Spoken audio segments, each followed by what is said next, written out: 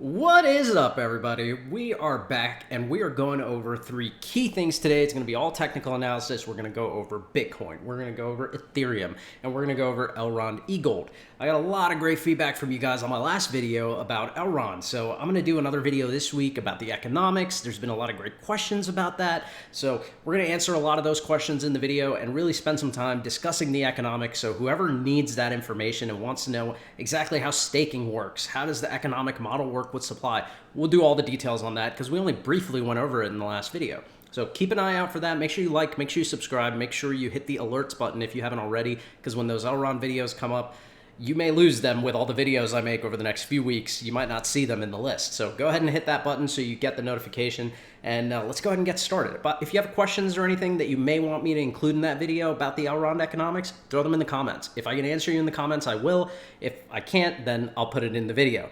And if you decide you want to buy Elrond and you haven't done it before, remember, nothing here is financial advice. It's all to give you information. But if you get the Maiar app, my referral code's in the description. So is my Binance US referral code. So use those if you plan on getting those products or using those services, and I'll give a little kickback to the channel.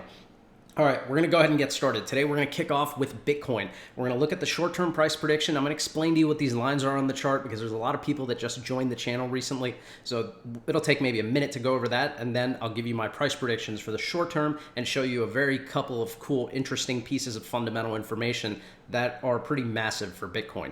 Next, we're going to look at Ethereum. And with Ethereum, same thing. We're going to look at the charts. We're going to look at some price predictions and a couple of interesting metrics. Finally, with EGLD, we have a lot to talk about because EGLD has seen its first decent correction, and some of the RSI and other technical levels are looking really interesting. So stick around. We're going to go over everything starting right now.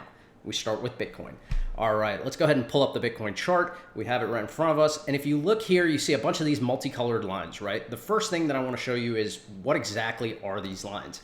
Okay, we're going to go down to the bottom, and you'll see here that around 18,000, at around the 18,000 mark, we started tracking a primary support line and a ceiling. This was basically our trading wedge as we moved up. These are the two yellow lines. So the yellow line at the top is like our maximum ceiling that we've seen in this bull run. The below line, the one in yellow on the bottom, has been our primary support the whole way through. And we're starting to flip that back into support, so it's a very interesting line. In the middle, we have a line that provided good support during the $40,000 phase, and then we also have another line that provided upwards resistance, followed by the downwards resistance. So these are all key lines, and I'm going to explain them to you in more detail as we're going through this. Right now, we are trading between this median support line and the primary support line. We've actually been below that primary support line while we were trading at around 29,000 all the way up to 40,000. Now we've broken back above it.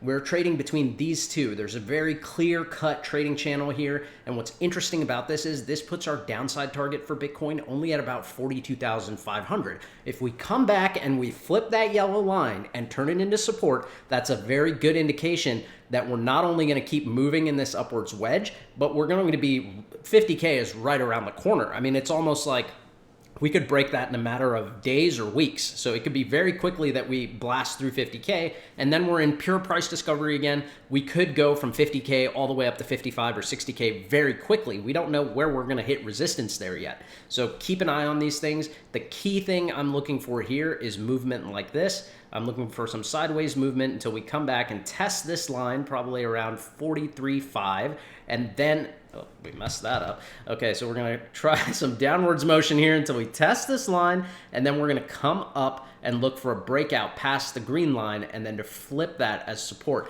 That's going to put us in the $50,000 range, and at that point, when we start hitting this wedge here, which is between this green line and purple line, we really could have blue sky breakout all the way up to 60, 65,000.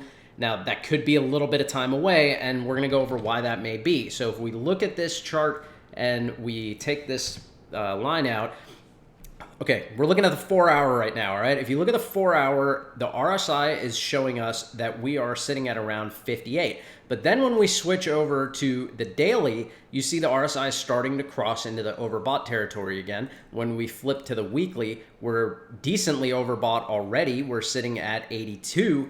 And then on the monthly, I mean, monthly doesn't really matter. We're insanely overbought at the monthly, but during a bull run, this could keep going. So we'll keep an eye on these, but the key thing is that the weekly is really overbought right now. It's at 82. So seeing sideways trading for a few weeks between 45 and 50,000 might be really, really good, because it could bring the RSI on the weekly back down a bit. And we've really been waiting to see that for some time, but because it's been so bullish, it hasn't seen that. With the news of Elon Musk and Tesla buying 1.5 billion of Bitcoin, that's kind of put a frenzy and lit in the spark with a lot of companies. And Michael Saylor just recently had like a get together with a whole bunch of different corporations to talk about Bitcoin. And I attended that, and basically it was something where these big companies finally got the detailed information they need on how to get through regulatory approval with the SEC. How do they balance their risk? Why would they want to come into Bitcoin? These questions were all answered. It's going to take a little time for a bunch of those people to start making the move into Bitcoin. And as they do, we're going to start seeing big movements. So in the short term, trading between 45 and 50 would be really good. But honestly, breaking 50,000 could be right around the corner. So the key thing to remember with Bitcoin right now is that we're really looking to trade between the 43,500 range and between the $50,000 range. If we can trade between that range and we start breaking past this green line, then you're really going to be looking for a big move from Bitcoin, and that's going to have massive implications on everything, including Ethereum and EGLD. So we'll wrap up Bitcoin by looking at a couple of other pieces of information that I think are super important. One of them is this Glassnode chart. All right.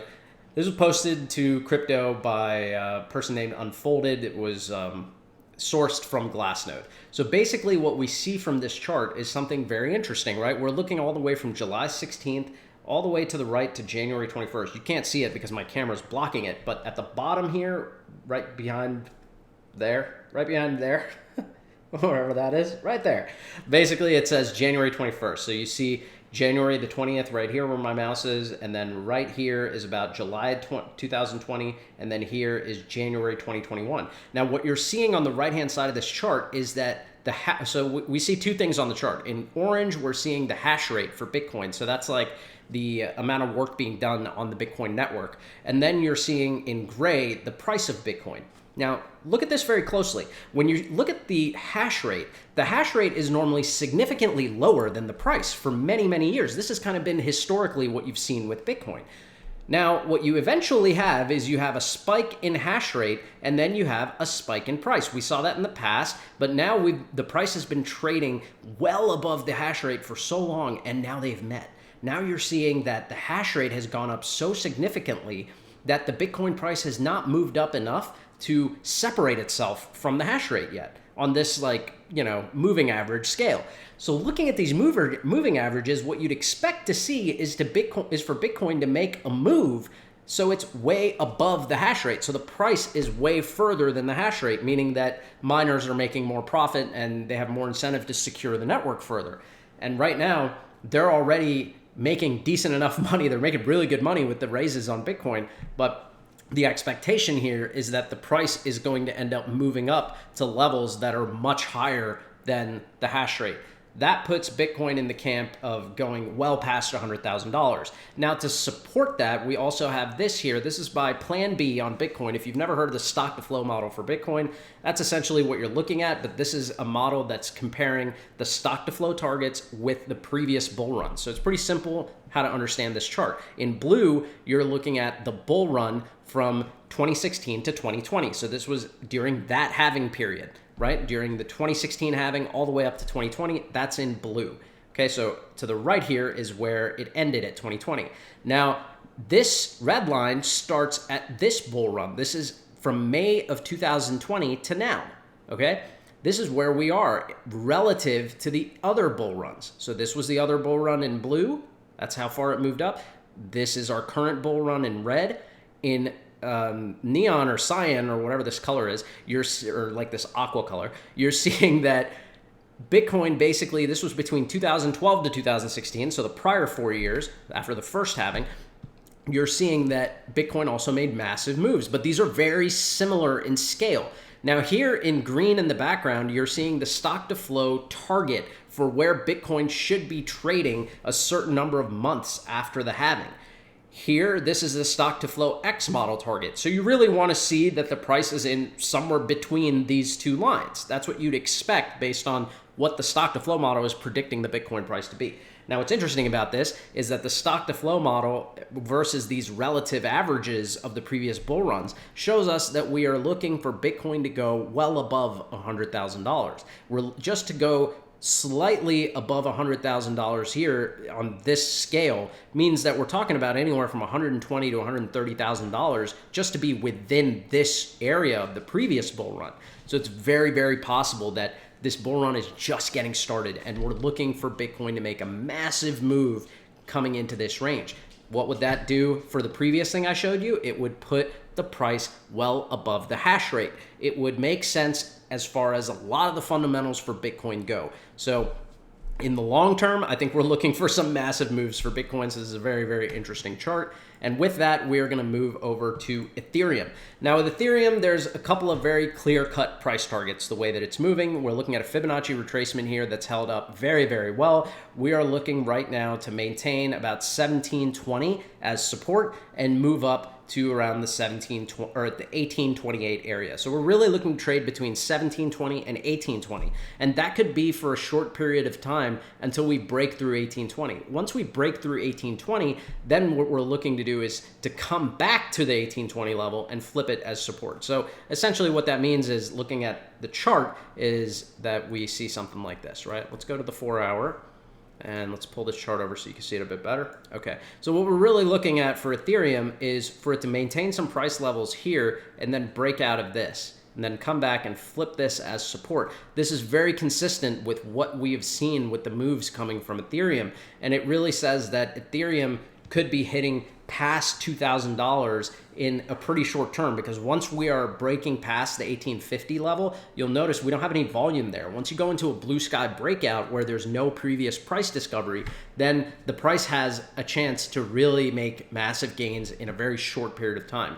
So it's very possible that we're going to see something like that. Now, this chart here for Ethereum gives us another piece of pretty crucial information.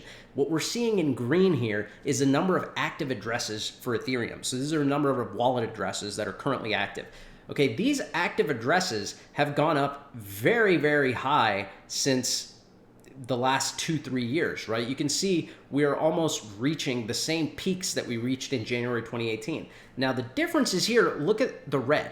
The red is the median transaction fee. The gas fees for Ethereum are so high that during the last time our active addresses were this high, the transaction fees were massively low. Now in 2021, we've reached the same number of active addresses, but the transaction fees are of order of magnitude higher.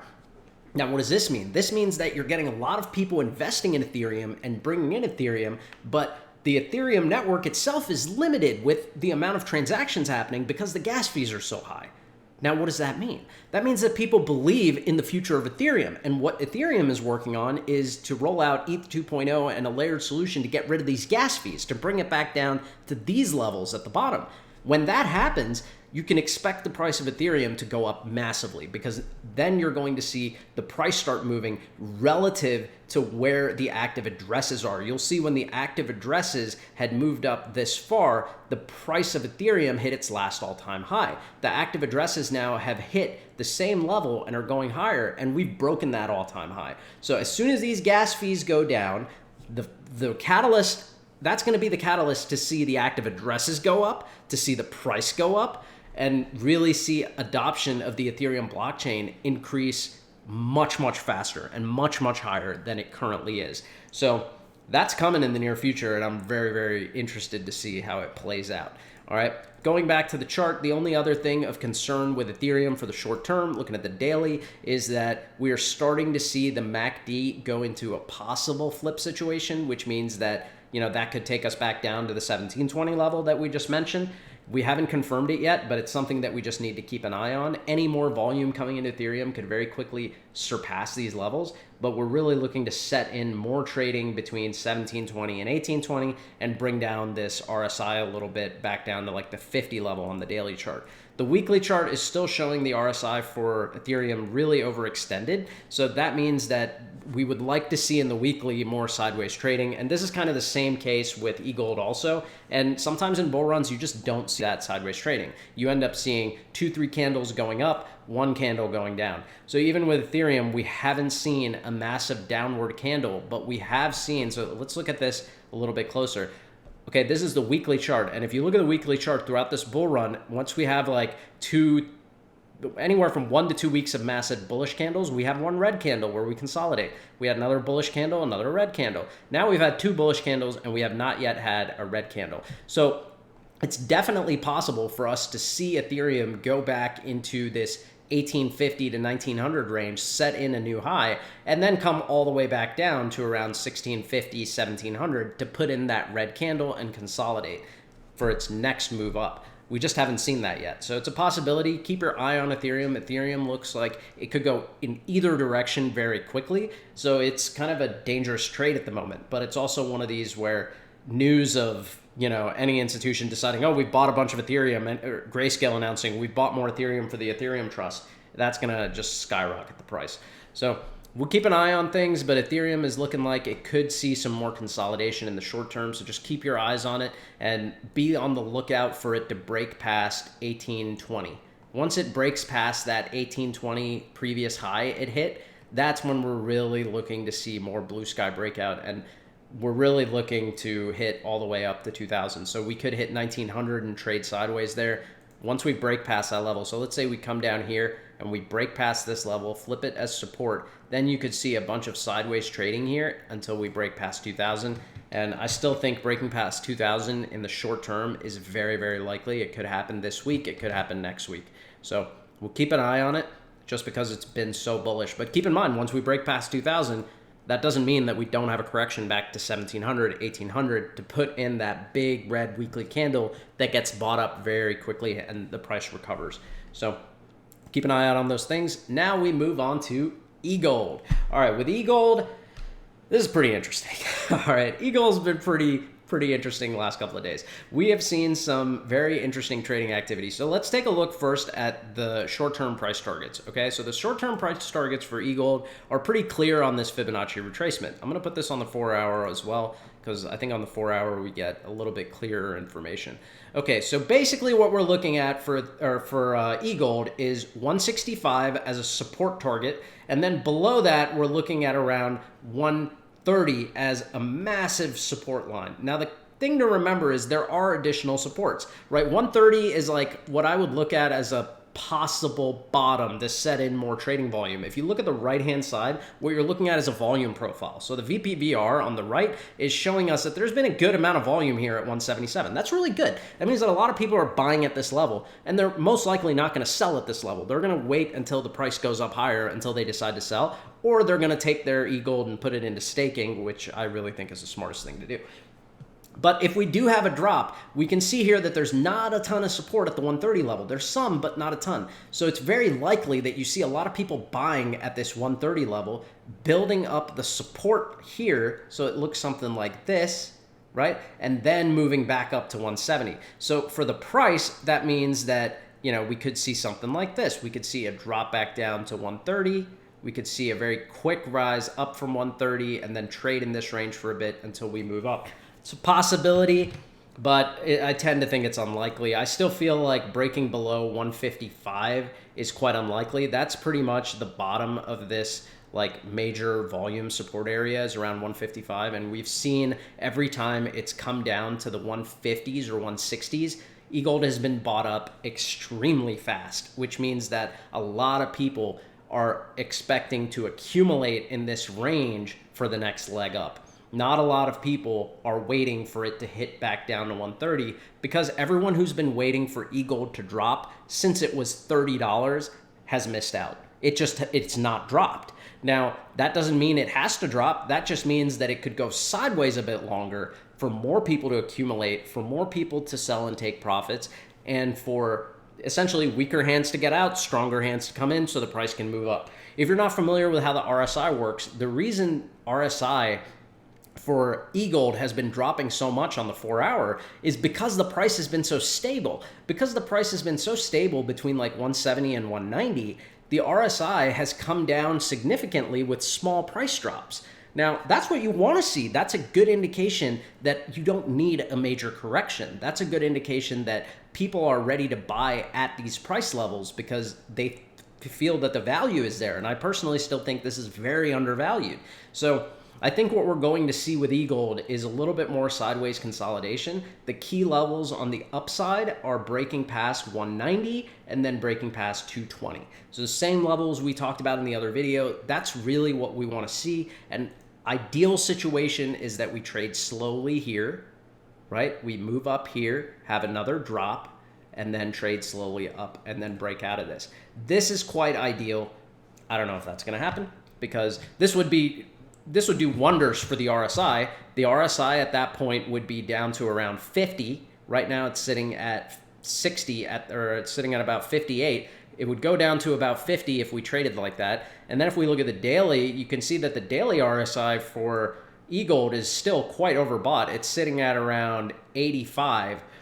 I would like to see it go all the way down to 68, which could mean price down to 155, 160 and trading between 165 and 190 for another 2 to 3 weeks. If we can do that, trade between 160 and 190 for 2 more weeks, bring the RSI on the daily all the way back down to around this level here, which is around 60, then that is setting the stage for EGLD to make a massive move well into the high 200s, possibly even breaking 300. So we really have to keep an eye on it and see how it goes, but that's what we're looking at for the short term for EGLD.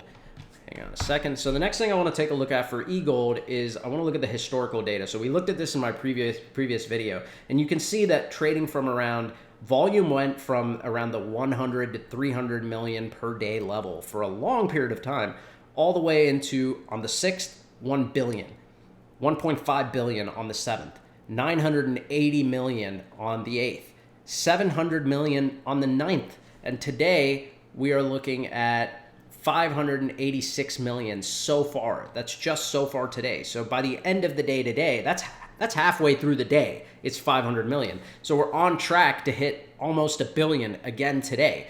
So that's still showing you that there's a lot of volume being traded at these levels. Volume being traded so much at these high levels of 177 to 190 means that you are getting a lot of people buying in these levels. And that's also meaning that you're seeing a lot of promise in the asset. It's validating that this is an asset to be in because even at these price levels, people are not going crazy selling.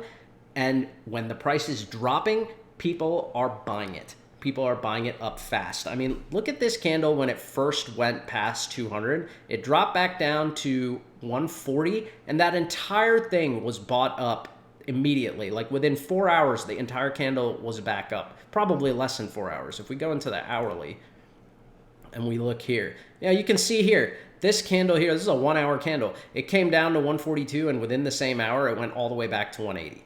So it was bought up very fast, and you're seeing a ton more wicks here. When the price is moving into any level that people feel like it's worth buying, they're buying it, and they're buying it fast. So seeing these large wicks on an asset like EGLD when it's at a very high price for where it's been, being bought up that quickly is very, very interesting. And seeing the volume at this level go to such a high level is telling me that it may not be too long before we see another move past that 200 level. I mean, remember, I tell you that I think the ideal thing is for us to trade between 170 and 190 for like 2 weeks, but that doesn't mean that's what's going to happen. I mean, what could really happen is that it could trade in that range for another 2 or 3 days, and then it could break out of it. So definitely possible. Don't forget the downside targets. I know I'm very bullish on EGLD, but you need to understand the risk. You know, if it goes down to 130 at this point, or heck, even down to 100, like, it's not going to shock me, but it's going to cause me to adjust my strategy and likely buy more at those levels. You know, right now, I'm more monitoring it to see what's going to happen. So I know, okay, if I want a dollar cost average any more in, should I be doing it now? Or should I be waiting for a little bit more of a correction down to 155 or down to 130? So these are the things I'm looking at. And when a direction seems to be made and I have a better probability of buying it at a better price, then I might take that opportunity. If it just moves up, then I'm not going to care either way because I already have EGLD, so I'll just be doing better on the EGLD I have. So you got to be strategic with your decisions and never do anything in haste, and I hope you do that as well. And I hope this information helps you do that. All right, so that's pretty much it with EGLD. We've looked at the historical data. We've looked at everything here. We looked at nomics. We looked at the market cap real quick. So, basically the market cap, you can see for EGLD is sitting right now at 2.9 billion. It's at number 24. It was just a couple of days ago at number 19, or just yesterday or the day before at number 19 and around 3.5 billion. So bringing that value back up to 200 is not out of the question, and it could happen pretty soon. Keep it in mind, keep an eye on it. Remember, an EGLD economics video is going to be coming very soon in the next day or two, so make sure that you like the video, make sure you subscribe, make sure you hit the alert button, make sure you drop me some comments with any questions, and let me know if there's anything you want me to answer in that video. If it's something I can answer in the comment, like I said before, I will. If it's something that needs to be in the video, I will definitely put it in the video, maybe give you a little shout out for it too. That's about it. Hope to talk to you guys soon. Hope you enjoyed this. Give me any feedback you got. Follow me on Twitter. If you get Maiar or Binance, look in the description. My referral links are in there. Guess that's about it. Take it easy, you guys. Peace.